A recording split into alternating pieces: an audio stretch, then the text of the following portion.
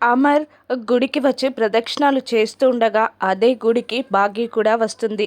బాగి శివయ్యకి దండం పెట్టుకుంటూ ఉండగా అమర్ విఘ్నేశ్వర స్వామికి దండం పెట్టుకుంటూ ఉంటారు. ఇక బాగి మెట్లపై నుండి కిందికి దిగుతూ ఉండగా అమర్ మరోవైపు నుండి మెట్లెక్కి గుడిలోకి వెళ్తూ ఉంటాడు.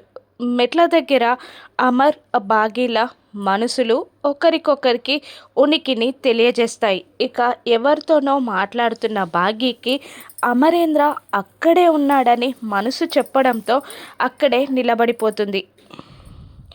అమర్ కూడా తన మనసు ఆ బాగి అక్కడే ఉందని చెప్పడంతో బాగి అని తను చూసింది గుర్తు తెచ్చుకుంటూ పక్కకి తిరిగేసరికి అక్కడ బాగి కనిపించదు.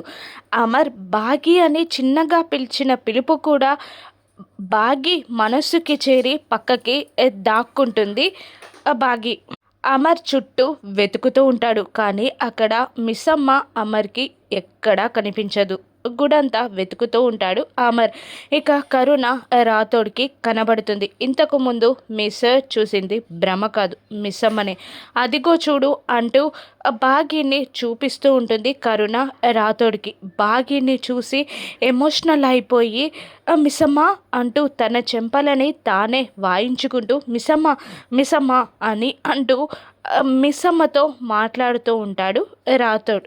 ఇక బాగీ కోసం గుడంతా వెతుకుతున్న అమర్ రాథోడ్తో మాట్లాడుతున్న బాగీని చూసేస్తాడు. ఇప్పుడు అమర్ నెక్స్ట్ స్టెప్ ఏంటి? రాథోడ్తో కలిసి బాగీ ప్లాన్ చేస్తుందా? మనోహరి కుట్రలన్నీ బయట పెడుతుందా? లేదంటే అమర్ బాగీ పైన ఇంకా కోపం పెంచుకుంటాడా? వీళ్ళిద్దరూ కలవడానికి రాథోడ్ సహాయం చేస్తాడా? రాను ఎపిసోడ్స్లో చూద్దాం. Thank you for watching.